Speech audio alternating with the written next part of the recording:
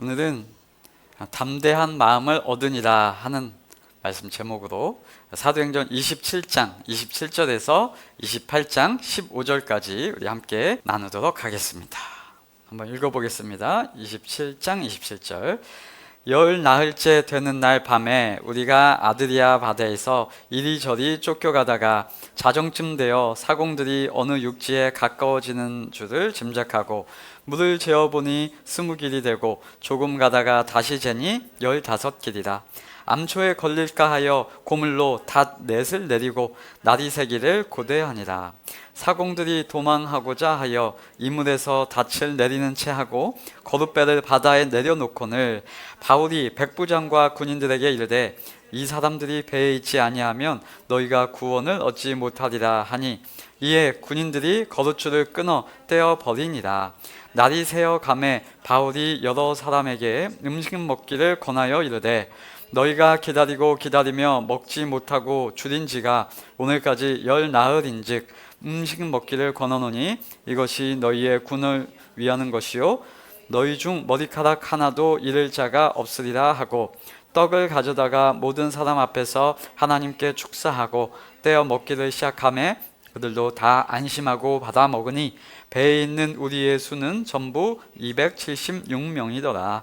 배부르게 먹고 밀을 바다에 버려 배를 가볍게 하였더니 날이 새매 어느 땅인지 알지 못하나 경사진 해안으로 된 항만이 눈에 띄거늘 배를 거기에 들여다 댈 수 있는가 의논한 뒤 닻을 끊어 바다에 버리는 동시에 키를 풀어 늦추고 돛을 달고 바람에 맞추어 해안을 향하여 들어가다가 두 물이 합하여 흐르는 곳을 만나 배를 걸매 이 물은 부딪혀 움직일 수 없이 붙고 고물은 큰 물결에 깨어져 가니 군인들은 죄수가 헤엄쳐서 도망할까 하여 그들을 죽이는 것이 좋다 하였으나 백부장이 바울을 구원하려 하여 그들의 뜻을 막고 헤엄칠 줄 아는 사람들을 명하여 물에 뛰어내려 먼저 육지에 나가게 하고 그 남은 사람들은 널 조각 혹은 배 물건에 의지하여 나가게 하니 마침내 사람들이 다 상륙하여 구조되니라. 우리가 구조된 후에 안즉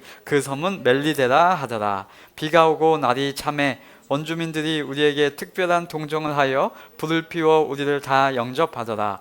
바울이 나무 한 묶음을 거두어 불에 넣으니 뜨거움으로 말미암아 독사가 나와 그 손을 물고 있는지라.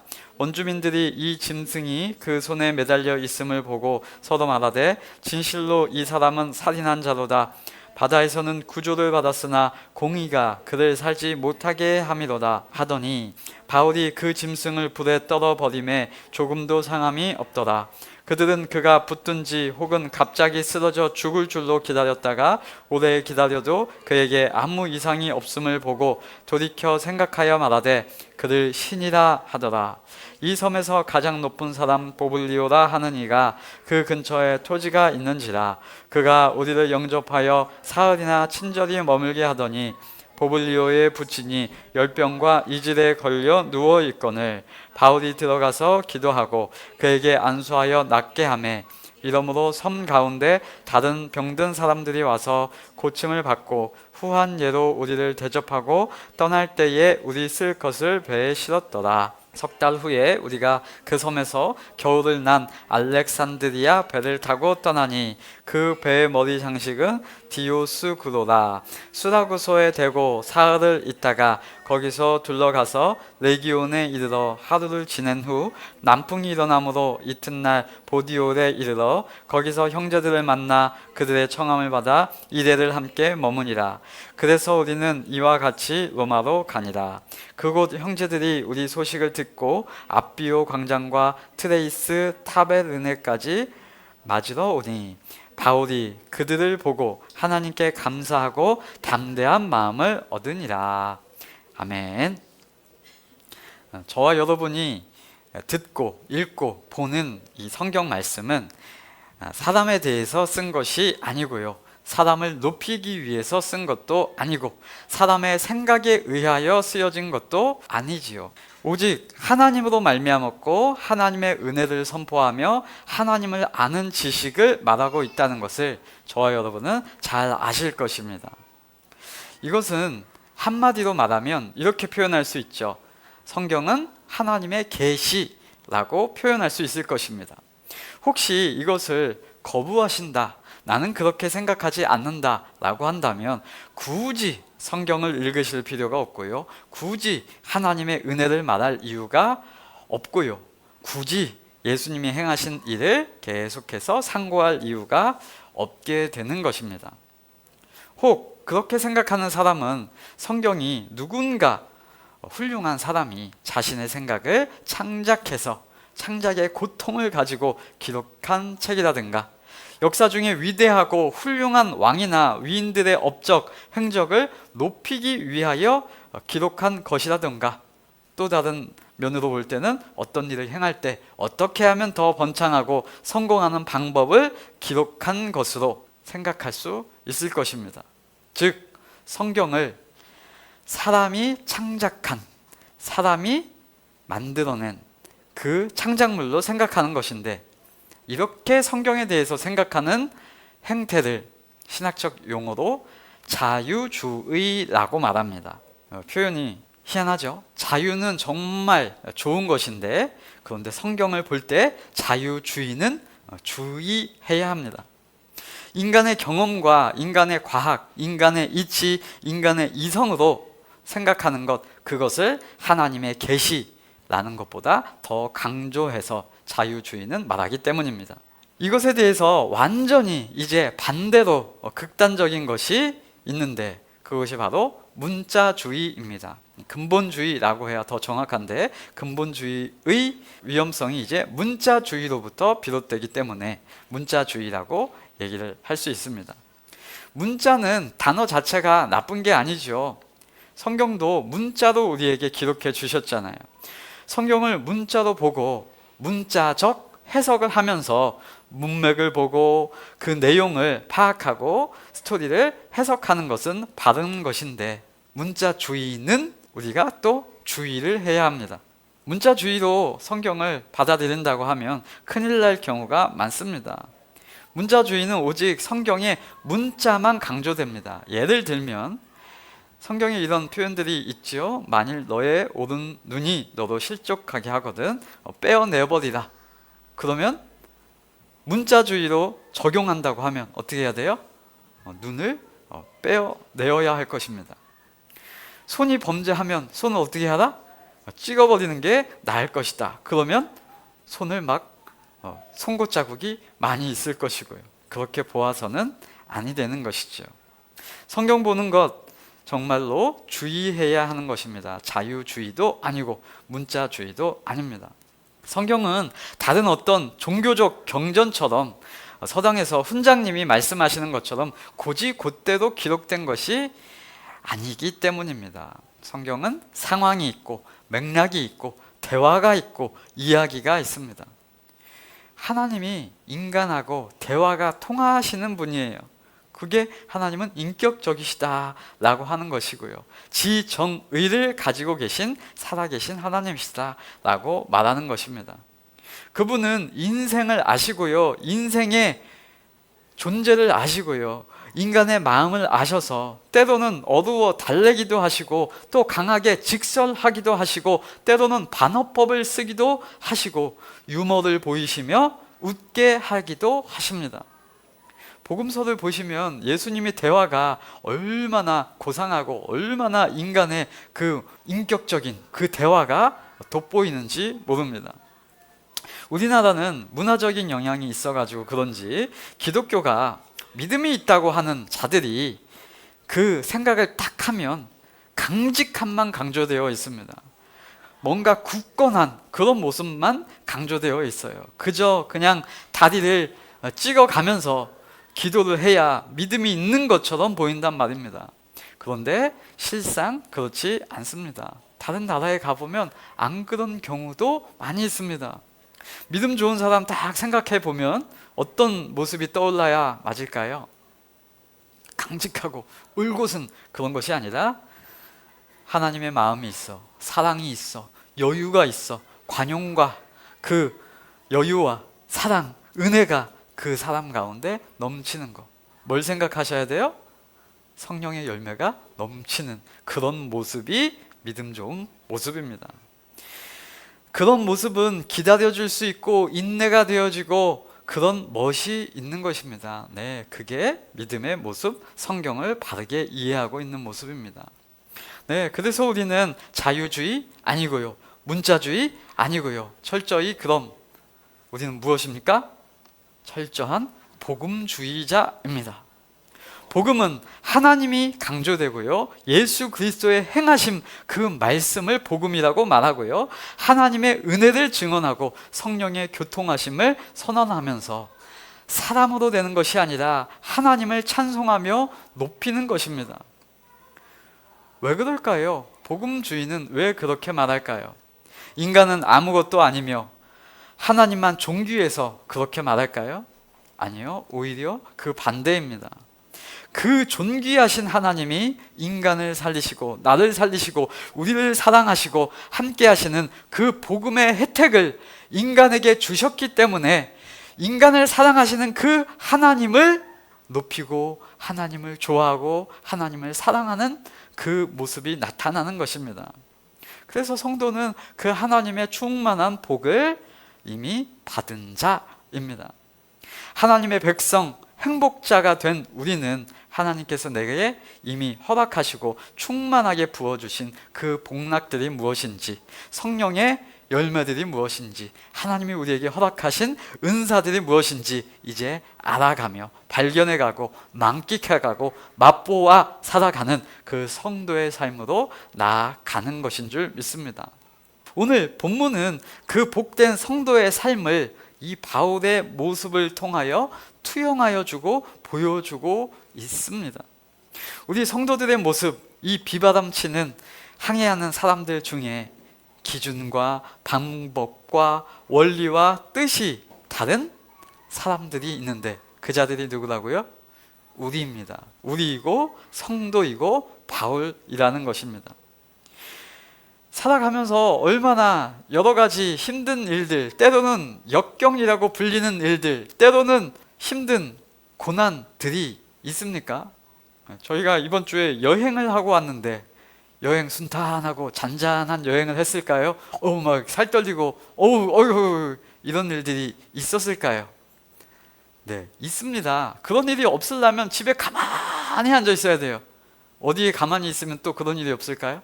무덤에 가만히 누워 있으면 그런 일이 없을 것이죠.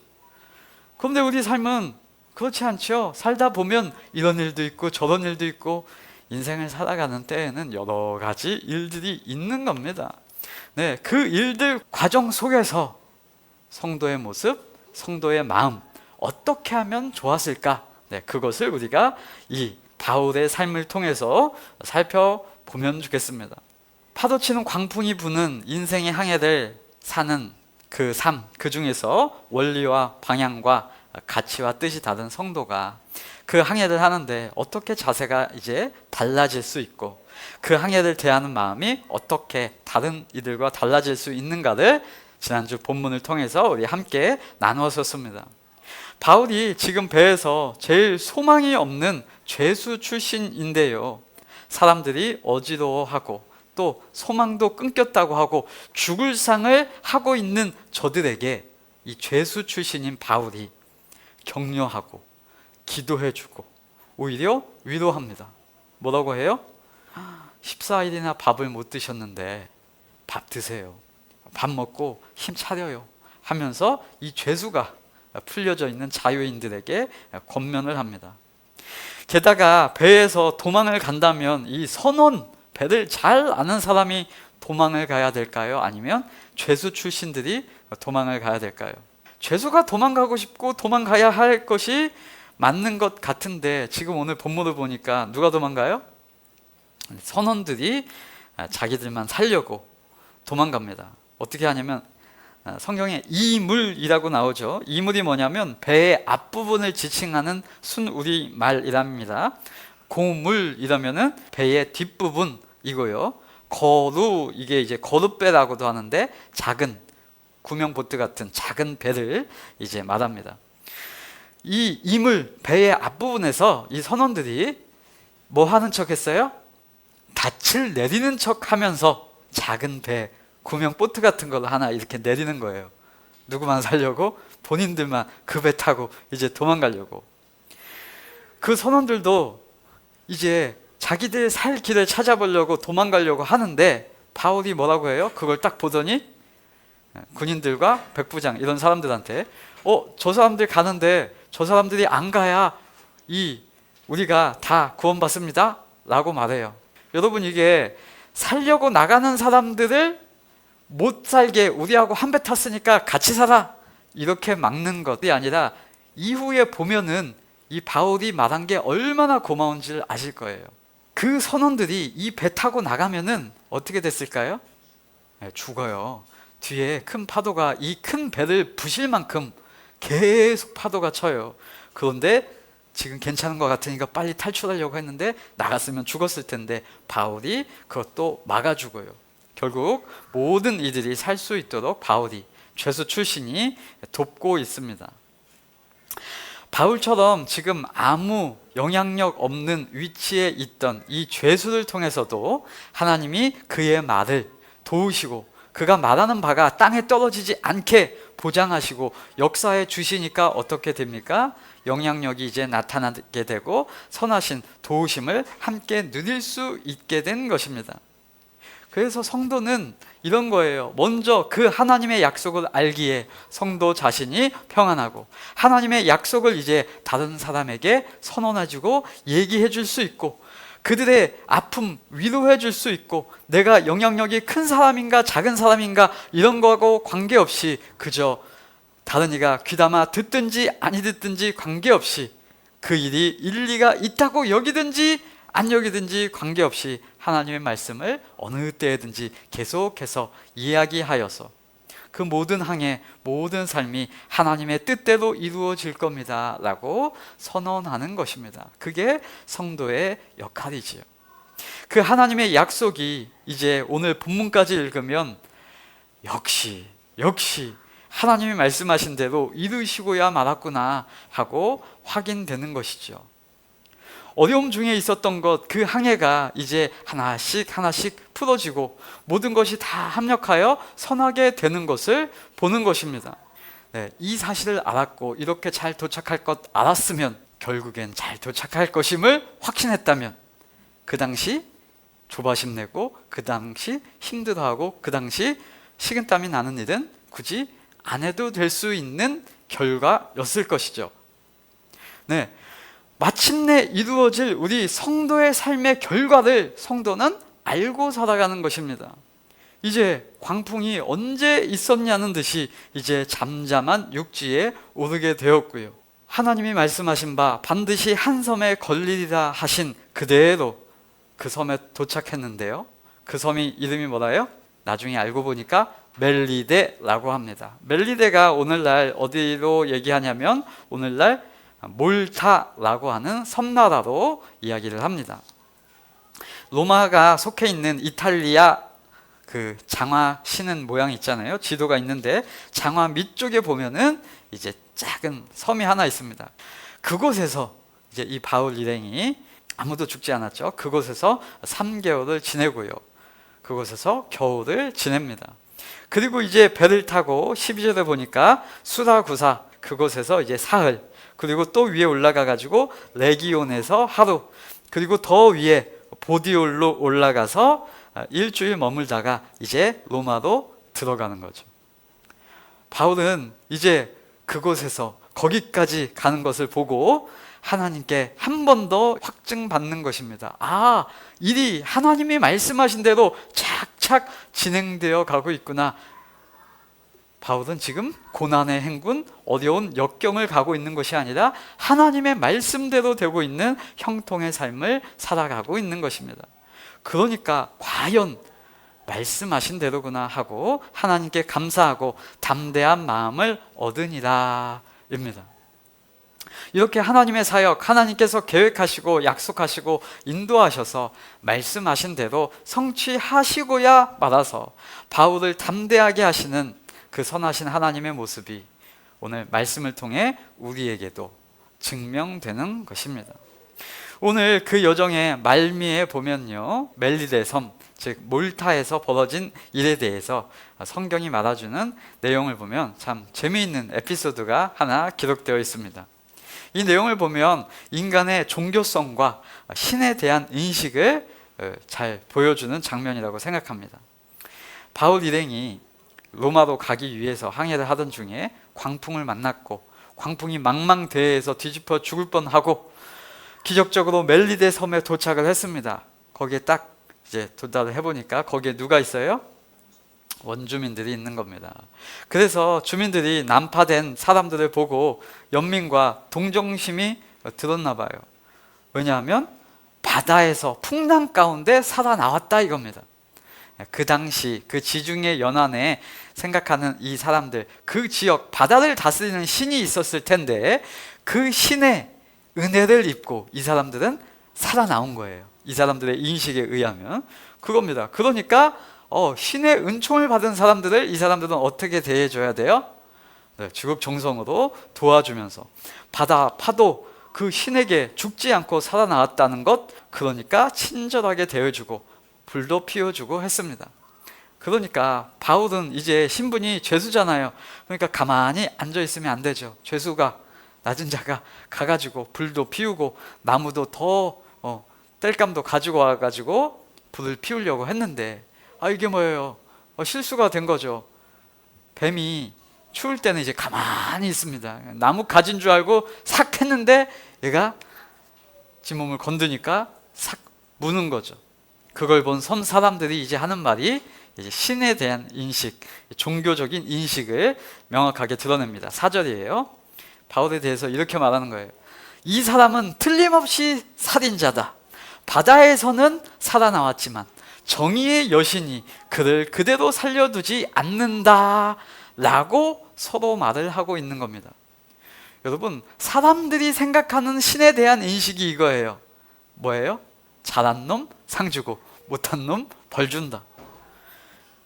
이 사람이 잘못했으니까 신이 진노한다, 저주했다, 그래가지고 뱀을 통해서 얘를 물어 죽인다, 이런 인식을 하고 있는 거죠. 어떤 사람이 병들면 성도의 마음은 어떤 마음이 들어야 돼요? 어떤 사람이 아프면 어떤 마음이 들어야 됩니까? 하나님이 놓아져서 저래, 저러면 안 되면 그러면 안 됩니다. 하나님께 무슨 죄를 지었길래 저 사람이 저런 병이 들었어? 중풍병자를 보고 하나님이 무슨 진노를 하셨길래 저래? 이런 생각을 이 사람들은 가졌는데 그게 아니에요. 불쌍한 마음이 들어야죠. 얼마나 힘들까, 얼마나 아플까. 그래서 성경은 뭐라고 해요? 힘든 자들을 위로하고 우는 자들과 함께 울고 기쁜 자들과 함께 기뻐하고. 그것을 얘기하는데 이 사람들은 뱀에 물린 그 사람들을 손가락질하면서 치료해줄 생각은 없고, 아이고 정의의 여신이 그들 가만두지 않았구만, 살인자구만, 죄를 지어서 저렇구만, 바다의 신은 혹 용서해 줬을 줄 몰라도 정의의 여신은 그렇지, 이렇게 생각하고 있다는 겁니다. 근데 바울은 어떻게 이제 행동해요? 뱀이 딱 물으니까 그냥 툭툭 불에다 그 땔감하고 같이 뱀을 털어버리는 겁니다. 그러니까 사람들은 이제 독사가 물었으니까 딱 봐도 독사인 거예요. 독사니까 손이 막 불어오르든지 갑자기 이제 막 피를 토하고 쓰러져 죽을 줄로 생각하는데 가만히 보고 있는데 괜찮아요. 안 죽어요. 그러니까 바로 이제 또 생각을 또 바꿉니다. 어떻게 바꿔요? 신이다, 신이다 라고 합니다. 이런 일들이 바울에게도 종종 있었고요. 또 요즘도 우리 인식, 현대 사회 속에서도 이런 말들을 종종 씁니다. 축구를 잘하면 뭐라고 해요?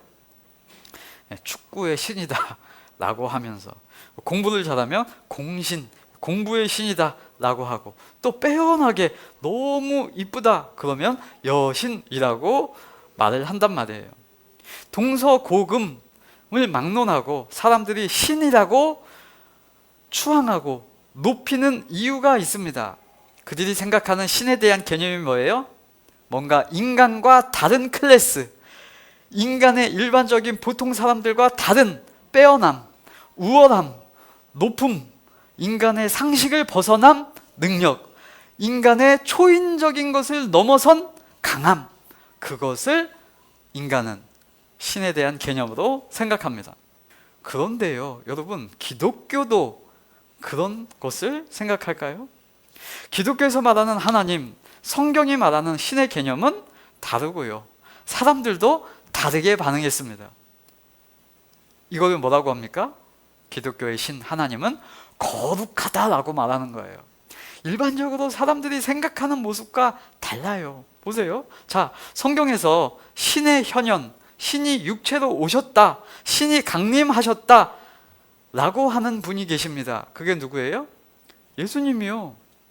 예수님은요, 하나님의 본체이시고요, 신 자체이십니다. 그런 분께서 바울이나 또 어떤 그 당시 주술사나 그 당시 초인적인 능력을 행했던 인간들과는 비교할 수 없을 만큼 놀라운 일을 많이 행하셨습니다.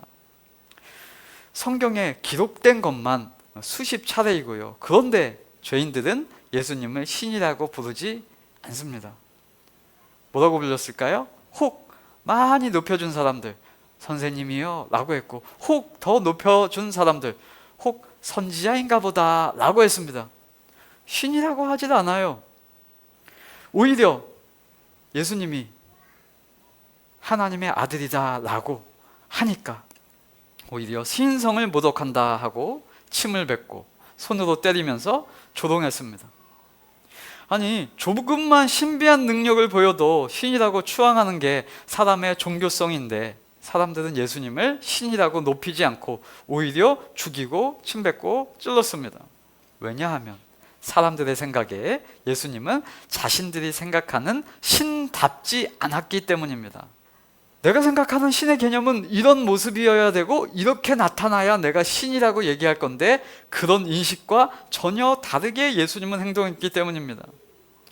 예수님은 인간 중에 어느 누구와 비교할 수 없을 만큼 신이신 예수님은 능력을 많이 행하시고 기적을 많이 보여주신 분입니다. 무리를 걸으시고 오병이어 칠병이어를 나타내시며 기적을 행하시고 죽은 자를 살리시고 귀신을 쫓아내시고 안진뱅이를 일으키시고 귀머거리를 고치시고 불치병자를 고치시며 많은 능력과 기적들을 행하셨습니다. 그런데 참으로 아이러니하게도 사람들은 예수님을 신으로 인정하지 않고 죽이고 욕하고 거절했다니까요. 왜 그렇다고요? 사람들이 내가 기대했던 신 같은 행동을 예수님이 행하지 않았기 때문입니다. 그런데 우리는 알죠. 예수님은 하나님이십니다. 예수님은 유일하신 신이십니다. 그런데 인간들은 신이라고 하면 어떤 생각을 갖고 있어요? 신이라고 하면 신에 걸맞는 행동을 하기를 기대하죠. 신이라고 하면 신급에 맞는 품위를 갖추기를 기대하고, 신이라고 하면 성스럽게 높은 클래스의 위치로 행동하기를 기대하고, 신이라고 하면 분위기가 일단 신 같고 화려하기를 원하고, 만나는 사람들이 신급에 해당되는 사람들과 신선 노름을 해야 하는데, 예수님을 딱 보니까 그렇지 않아요. 예수님 딱 보면 신 같습니까? 안 같습니까? 사람들이 생각할 때 안 같은 거예요. 목수의 아들이고요. 심지어 예언서에는 이런 표현도 나와요. 이사야서 53장 2절에 예수님을 이렇게 표현하는 겁니다. 그는 주 안에서 자라나기를 연한 순 같고 마른 땅에서 나온 뿌리 같아서 고운 모양도 없고 풍채도 없은즉 우리가 보기에 흠모할 만한 아름다운 것이 없도다. 예수님 딱 보면 성화 그림 그려놓은 거 보면은 매력이 철철 넘치죠. 뒤에는 막 후광이 넘치고, 혹 그 모습이 부활 이후의 모습을 상상했다면 그럴 수 있겠으나 예수님의 모습은 그런 모습이 아니었다고 얘기합니다. 그런 모습이었다면 그 당시 사람들이 떠받들죠. 어떻게 죽입니까? 그렇게 멋있고 후광이 비치는 그런 모습이었다면. 아니요, 예수님은 그냥 인간, 온전한 인간의 모습이었습니다. 그냥 평범합니다. 오히려 하는 행동들을 보면 고위 관료들과 어울리지 않고, 죄 없다고 그 당시 생각하는 사람들과 밥 먹지 않고 어떻게 행해요? 오히려 가난하고 오히려 힘든 자들과 식사하시고 예수님이 자기를 표현하기를 머리 둘 것도 없으시답니다. 태어나는데 어디에 태어나요? 마국간. 이를 행하기를 오늘 시작하시는데 어디서 시작하세요? 갈릴리, 변방. 예수님이 신기한 능력을 행하기는 하는데 그 출신이 영. 예수님이 또 만나는 사람들을 보면 늘 병든 자, 죄인, 천한 자, 세리. 아니 그 당시 사람들, 고위, 관료, 그 당시 왕이라고 하는 사람, 존귀한 자도 만나주지 않는 그런 사람들과 어울려 다니는데, 사회적으로도 알아주지 않는 이들과 같이 식사하고 밥 먹고 한단 말이에요. 여러분, 일반적으로 사람들이 생각하기에 높은 사람, 신, 고귀한 사람은 아무나 만나주면 돼요, 안 돼요? 안 된단 말입니다. 좀 격을 갖추고 신성하고 좀 나은 사람을 만나 주어야죠. 인간의 인식은 그거예요. 아무나 만나주면 안 되는 거죠. 아까 우리 공과 공부하다가 세계적인 부자가 있죠. 그 부자하고 밥 한 번 먹으면서 투자하고 돈 버는 방법 얘기하고 식사하는데 얼마가 들어요? 100억? 막 이렇게 들어요. 네, 그런 겁니다. 아무나 만나주지 않는 겁니다. 격을 갖추고 신성하고 나은 사람을 만나주는 것을 사람들은 기대하죠. 이런 인식이 죄적으로 있단 말입니다.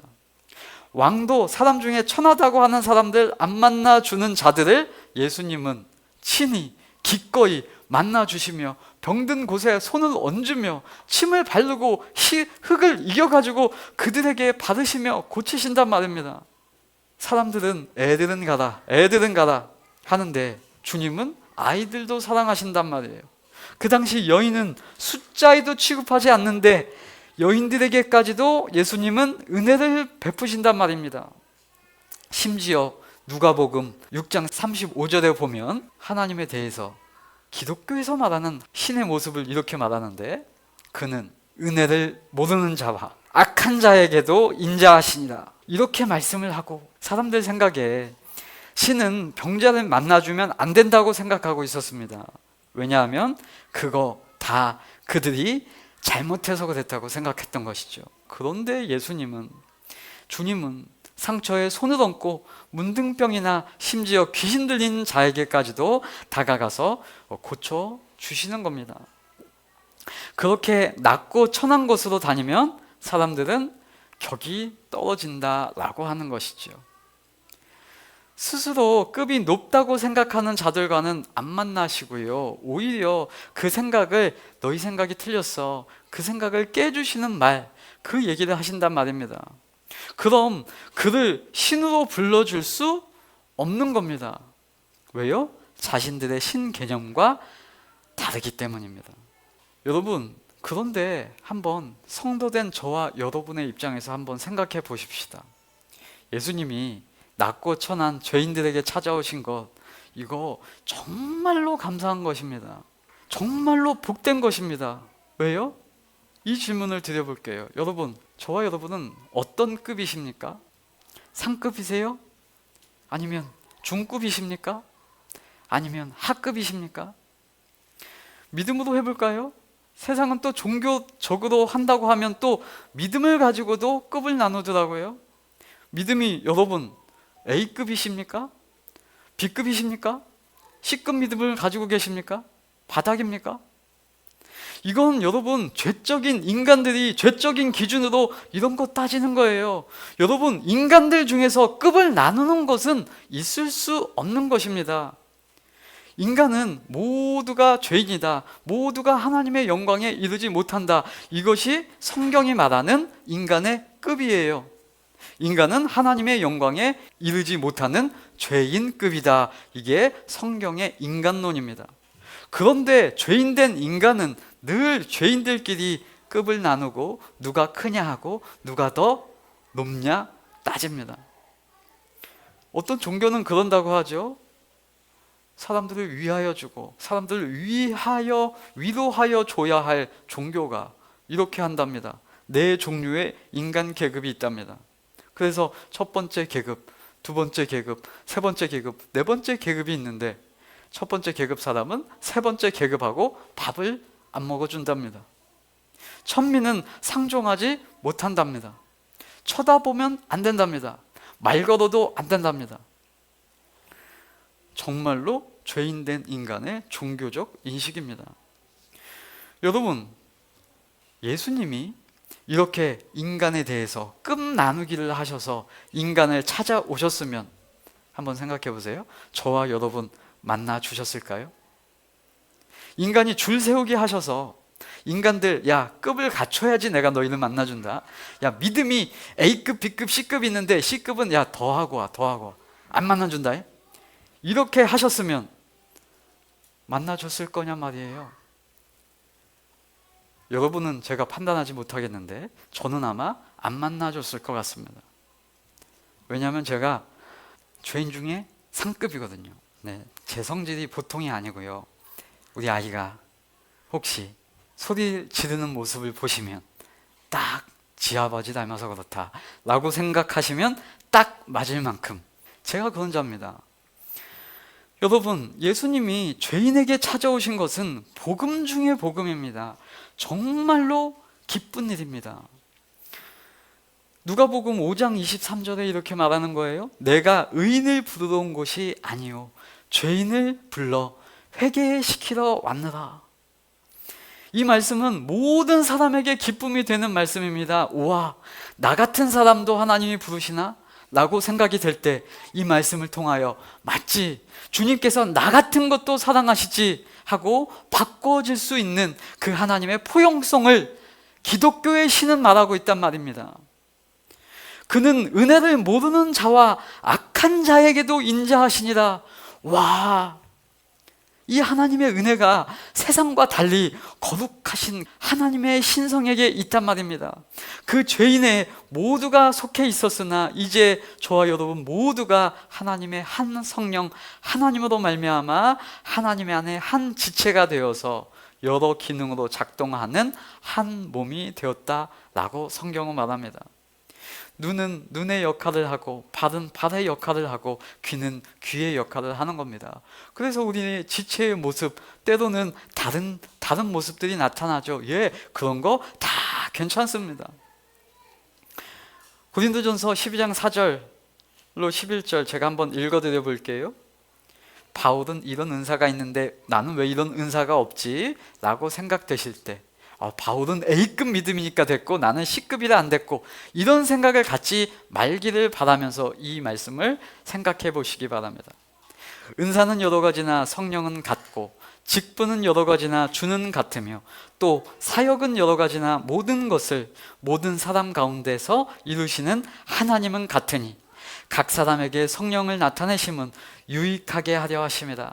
어떤 사람에게는 성령으로 말미암아 지혜의 말씀을, 어떤 사람에게는 같은 성령을 따라 지식의 말씀을, 다른 사람에게는 같은 성령으로 믿음을, 어떤 사람에게는 한 성령으로 병 고치는 은사를, 어떤 사람에게는 능력 행함을, 어떤 사람에게는 예언함을, 어떤 사람에게는 영들 분별함을, 다른 사람에게는 각종 방언 말함을, 어떤 사람들에게는 방언들 통역함을 주시나니 이 모든 일은 같은 한 성령이 행하사 그의 뜻대로 각 사람에게 나누어 주시는 것이니라. 이제 저와 여러분은 하나님 안에서 같은 한 성령 안에서 모두가 동일한 하나님의 성도입니다. 누가 뭘 잘해요? 그러면 그 사람은 그걸 잘하는 하나님의 성도이고요. 누가 이걸 잘해요? 그러면 그런 은사를 받으신 하나님의 성도입니다. 누가 말이 많아요? 그러면 말을 잘할 수 있게 은사를 받은 하나님의 성도이고요. 누가 조용하고 점잖습니다. 그러면 그런 인내를 해 나갈 수 있는 하나님의 성도입니다. 성도 중에 누가 잘나고 누가 못나고가 없습니다. A급이 있고 C급이 없습니다. 우리 눈엔 판단하고 그런 게 죄적 마음에서 올라오죠. 그럴 때 그래서 저 사람 잘하고 이 사람은 모자르다, 이게 아니라 기능이 다른 거다라고 성경은 우리 모두를 포용해 주시죠. 네, 이러니까 하나님이 다른 겁니다. 모든 이가 하나님 안에서 다 소중한 지체로 다른 기능을 하는 겁니다. 누구 때문에요? 우리 주님 때문에. 우리 주님으로 인하여, 기독교는 하나님으로 인하여 인간이 그 하나님의 영광에 동참되어지는 것, 주님 때문에 사람이 존귀함을 받는 놀라운 복음을 선언한다라는 것입니다. 하나님으로 인해 바울의 발걸음이 존귀해지고 죄수 출신임에도 하나님의 마음으로 인하여 살아가는 그 모습이 나타나고, 어려움 속에서 보호받으며 그 바울을 통하여 보블리오의 부친도 병든 사람도 고침을 받고, 지금 바울 제 코가 석잔데 남 고쳐주게 생긴 것이 아닌데, 그런데 하나님은 그 일을 그를 통해서도 행하시는 것입니다.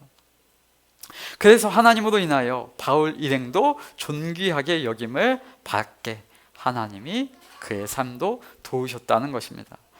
마침내 이 바울 일행은 하나님이 말씀하신 대로 로마에 도착하게 되었고요, 바울은 자신을 그같이 이끌어 주신 하나님께 비로소 감사하고, 그 하나님으로 인하여, 말씀대로 이끌어 주신 하나님으로 인하여 담대한 마음을 얻었습니다. 여러분, 바울은 과정 중에도 담대했고 결과를 보고 나서도 담대함을 얻었습니다. 우리는 그런 삶을 살아가야 하는 것입니다. 그래야 이 노심초사한 게 아쉽지 않죠.